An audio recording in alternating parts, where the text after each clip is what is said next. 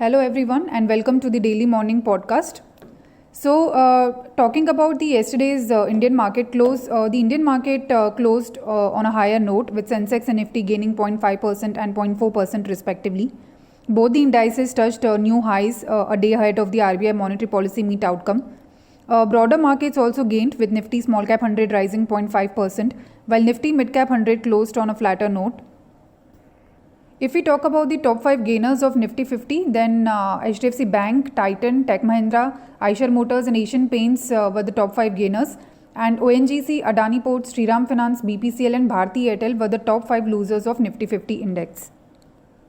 The sectoral performance of BSE was almost mixed, with BSE IT gaining the most with with a gain of 0.9%, which was followed by BSE Financial Services, Power, Auto, Healthcare and Metal Index, which also closed on a positive side.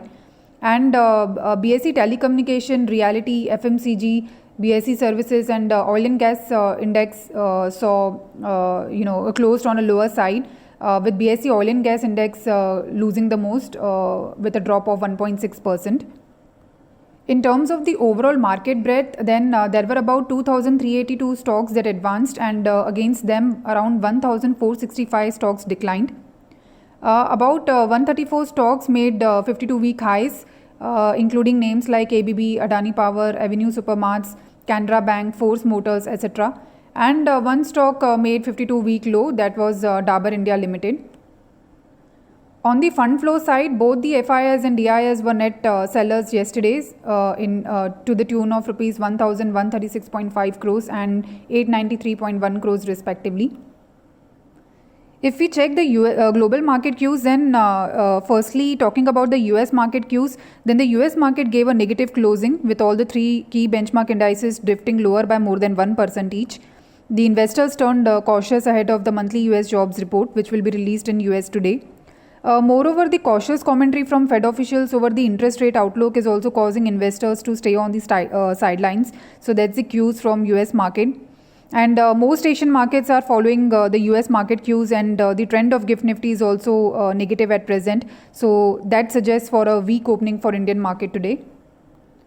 Now some of the stocks which will be in focus. So firstly, today rate sensitive stocks are going to be in focus with the RBI's monetary policy meeting outcome on the repo rate decision which will be announced during the market hours today.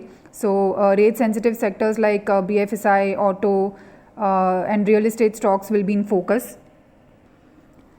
And apart from that, Bajaj Finance has reported assets under management of rupees 3.3 lakh crores, which is up 34% year on year for the fourth quarter of FY24.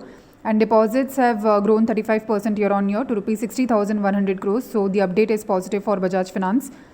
Ultratech Cement has completed a 100 megawatts solar energy project under the group captive scheme in Rajasthan.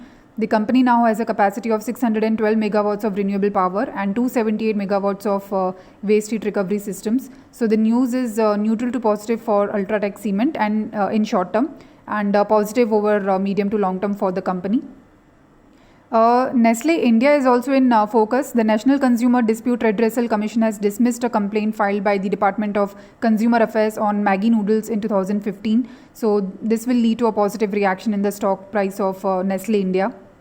Hero MotoCorp has received income tax demand of rupees 310 crores and interest of rupees 296 crores for the assessment year of 2013-2014 to 2017-18 and 2019-20. So this can be marginally negative for Hero MotoCorp in short term. Prestige Estates has acquired 21 acres of prime land in Whitefield, Bengaluru for residential development, spanning approximately 4 million square feet of developable area and comprising around 1,800 apartments. So this is positive for Prestige Estates in short to medium term.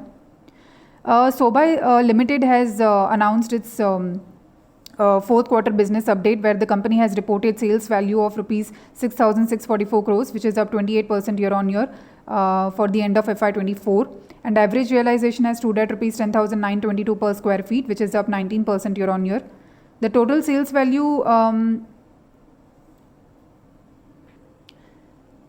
stood at rupees 1,504 crores at the end of the fourth quarter of FY24, and the average price realization for the quarter was 1,123.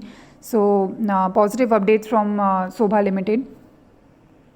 IndusInd Bank has reported net advances of rupees 3.4 lakh crores, which is up 18% year-on-year for the fourth quarter of FY24, and deposits growth of 14% year-on-year at rupees 3.81 lakh crores, so neutral to positive for IndusInd Bank in short term.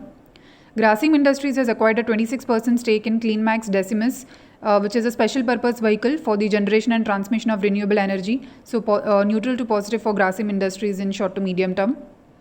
Aeroflex Industries has acquired HYD Air Engineering for rupees 17.2 crores, so neutral to marginally positive for the company. Rashi Peripherals has received new orders worth rupees 1,510 crores from Hinduja Group backed NMDC data center to supply ICT products, so positive for the company in short to medium term. Bandhan Bank has reported total deposits of rupees 1.35 lakh crores, which is a growth of 25% year-on-year for the fourth quarter of FY24. And total advances have clocked a growth of 18% year-on-year at rupees 1.3 lakh crores. So the update is neutral to positive for Bandhan Bank in short term. LTI Mindtree is also in focus as the company has partnered with Forza to set up a training academy to deliver digital transformation in CRM and TPM across the consumer products industry. The company has filed a petition with the Karnataka High Court challenging the legality and validity of the SCN issued by GST.